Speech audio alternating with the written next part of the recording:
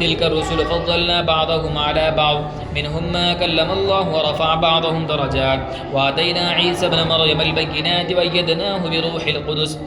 ولو شاء الله ما اقتتل الذين من بعد ما جاءتهم البينات ولكن اختلفوا فمنهم من آمن ومنهم ما كفر ولو شاء الله ما اقتتلوا ولكن الله يفعل ما يريد يا أيها الذين آمنوا أنفقوا مما رزقناكم من قبل أن يأتي يوم لا بيع فيه ولا خلة ولا شفاعة والكافرون هم الظالمون الله لا إله إلا هو الحي القيوم لا تأخذه سنة ولا نوم له ما في السماوات وما في الأرض ما ذا الذي يشفع عنده إلا بإذنه يعلم ما بين أيديهم وما خلفهم ولا يحيطون بشيء من علمه إلا بما شاء وسع كرسيه السماوات والأرض ولا يؤوده حفظهما وهو العلي العظيم لا إكراه في الدين قد تبين الرشد من الغي فمن يكفر بالطاغوت ويؤمن بالله فقد استمسك بالعروة الوثقى لا انفصام لها والله سميع عليم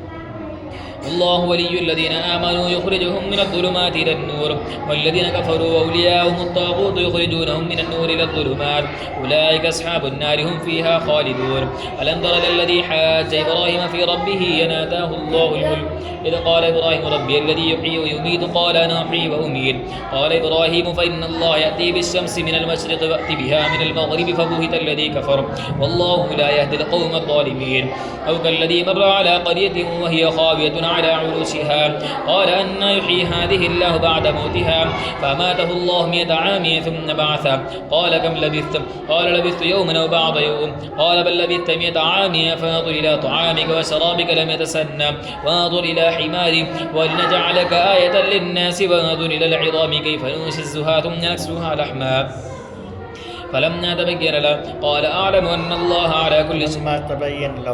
فلما تبين له قال أعلم أن الله على كل شيء قدير وإذ قال إبراهيم رب أرني كيف تحيي الموتى قال ولم تؤمن قال بلى ولكن ليطمئن قلبي قال فخذ 4 من الطير فصرهن إليك ثم جعل على كل جبل منهن جزءا ثم دعهن يأتينك سعيا واعلم أن الله عزيز حكيم مثل الذين ينفقون أموالهم في سبيل الله كمثل حبة أنبتت 7 سنابل في كل سنبلة 100 حبة والله يضاعف لمن يشاء والله واسع عليم الذين ينفقون أموالهم في سبيل الله ثم لا يتبعون ما أنفقوا منا ولا أذى لهم أجر عند ربهم ولا خوف عليهم ولا هم يحزنون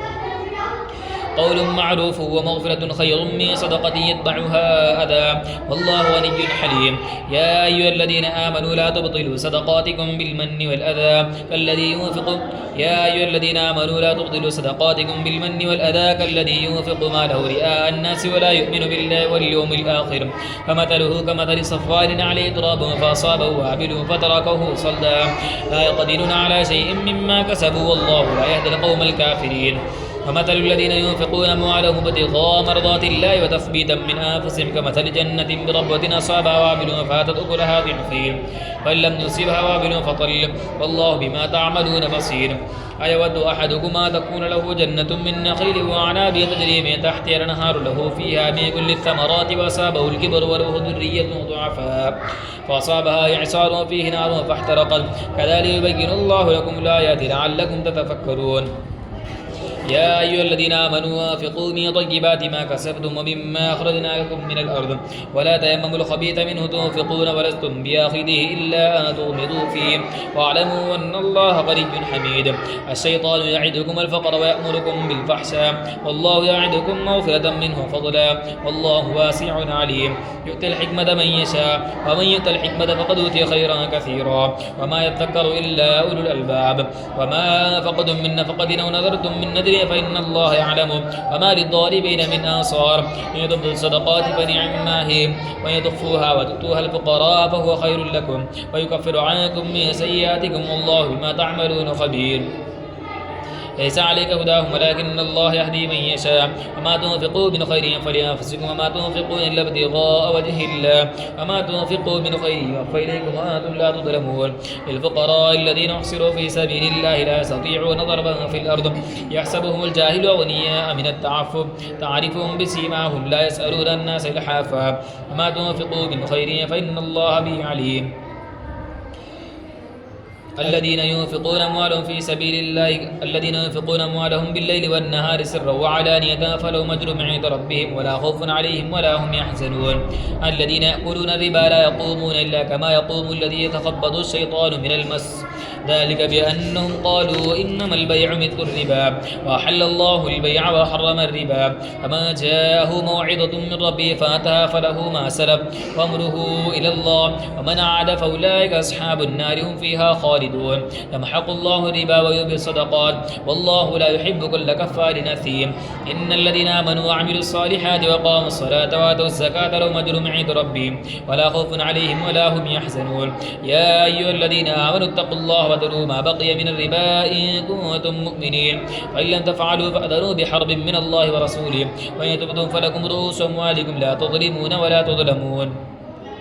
وإن كان ذو عسرة فنظرة إلى ميسرة وأن تصدقوا خير لكم إن كنتم تعلمون واتقوا يوما ترجعون فيه إلى الله ثم توفى كل نفس ما كسبت وهم لا يظلمون يا أيها الذين آمنوا إذا تداينتم بدين إلى أجل مسمى فاكتبوه وليكتب بينكم كاتب بالعدل ولا يأبى كاتب أن يكتب كما علمه الله فليكتب وليملل الذي عليه الحق وليتق الله ربه ولا يبخس منه شيئا فإن كان الذي عليه الحق سفيها أو ضعيفا أو لا يستطيع أن يمل هو فليملل وليه بالعدل واستشهدوا شهيدين من رجالكم فإن لم يكونا رجلين فرجل وامرأتان مما ترضون من الشهداء أن تضل إحداهما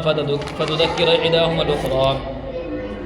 ولا يأبى الشهداء إذا ما دعوا ولا تسأموا أن تكتبوه صغيرا أو كبيرا إلى أجله ذلك مقصد عند الله وقوم للشهادة وأدنى أن لا ترتابوا إلا أن تكون تجارة حاضرة تديرون بينكم فليس عليكم جناح ألا تكتبوها واشهدوا إذا تبايعتم ولا يضار كاتب ولا شهيد وإن تفعلوا فإنه فسوق بكم واتقوا الله ويعلمكم الله والله بكل شيء عليم وإن كنتم على سفر ولم تجدوا كاتبا فرهان مقبوضة فإن من بعضكم بعضا فليؤدي الذي اؤتمن أمانته وليتق الله ربه ولا تكتم الشهادة ومن يكتمها فإنه آثم قلبه والله بما تعملون عليم لله ما في السماوات وما في الأرض وإن تبدوا ما في أنفسكم أو تخفوه يحاسبكم به الله فيغفر لمن يشاء ويعذب من يشاء والله على كل شيء قدير آمن الرسول بما أنزل إليه من ربه والمؤمنون كلنا آمن بالله وملائكته وكتبه ورسله لا نفرق بين أحد من رسله وقالوا سمعنا وأطعنا غفرانك ربنا وإليك المصير ربنا لا تزغ لا يكلف الله نفسا إلا وسعها لها ما كسبت وعليها ما اكتسبت ربنا لا تؤاخذنا إن نسينا واخطأنا ربنا ولا تحمل علينا إسرا كما حملته على الذين من قبلنا ربنا ولا تحملنا ما لا طاقة لنا به واعف عنا واغفر لنا وارحمنا أنت مولانا فانصرنا على القوم الكافرين